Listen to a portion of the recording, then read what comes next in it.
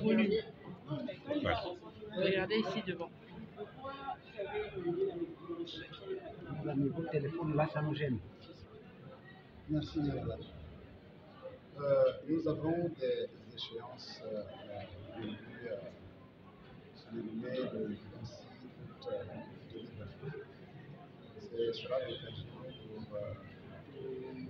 la population de province de livrer à la fois le candidat président de la République, de renouveler les choix de candidats députés et sur la municipale et sur le bureau des départements et des conseils municipaux.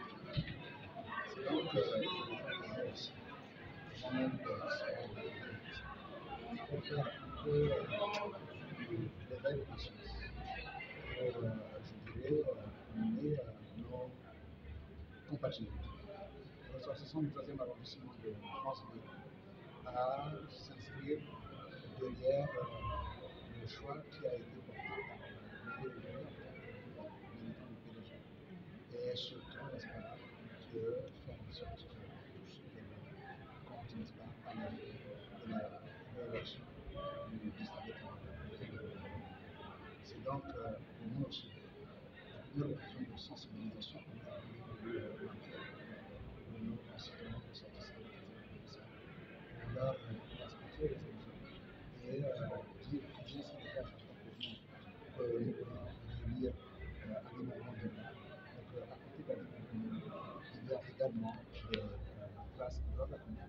Ce sont, je dirais, des institutions, notamment législatives, pour lesquelles il y a des candidats à la députation qui ont été fait l'objet de son choix, mais également des listes au local, notamment dans les départements et dans les communes qu'il a bien voulu, n'est-ce pas, et c'était ici l'importance, n'est-ce pas, à la fois de vraiment caster le vote parce qu'il doit voter, mais surtout de caster qu'il compte véritablement il y a cela et de police d'administration de la liste. Alors, on va dire le message principal de cette réunion a été déjà de rassembler les ressortissants, les militants et ressortissants du 3e arrondissement de la commune de Franceville pour déjà leur présenter les différents candidats choisis ou investis par le parti, donc choisis par le distingué camarade président et investis pour les différentes élections législatives et locales pour le compte du PDG.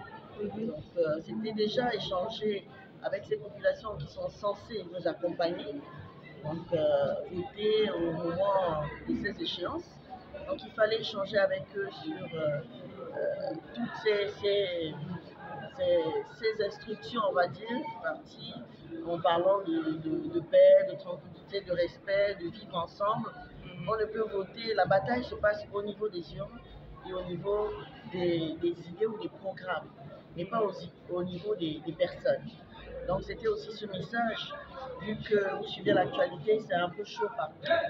C'était déjà appeler les nôtres à avoir un esprit plus convivial, on va dire, avoir plutôt l'esprit de protection les uns pour les autres, avoir des actes civiques. Donc, se dire que c'est un devoir d'aller voter, c'est un devoir de savoir pourquoi on vote, pour qui on vote et qu'est-ce qu'on attend derrière ce vote-là. Donc, vous étiez là revenu plus de la sensibilisation. C'était la sensibilisation et surtout mettre un visage sur les noms qui ont été investis parce qu'on vote les programmes, on vote pour des personnes capables de vous représenter. On peut avoir des noms, mais si on ne sait pas qui va vous représenter à l'Assemblée ou dans les conseils municipaux et locaux, on peut hésiter à voter. Donc c'était aussi mettre un visage, se faire connaître. C'est vrai que l'arrondissement est très grand, nous avons quand même 12 quartiers, donc il fallait essayer de rassembler un peu tout le simplement pour dire, bon, vous avez une liste, par exemple, de local de 17 personnes qui sont censées représenter les 12 quartiers de cette liste électorale. Et on a un seul candidat pour la députation qui représente aussi cet arrondissement-là pour les batailles électorales. Et que le premier candidat qu'on a du PDG, c'est d'abord le distingué camarade président qui représente le parti pour les élections présidentielles. Donc c'est encore la consigne de vote, la sensibilisation et toujours la sensibilisation. Merci, madame.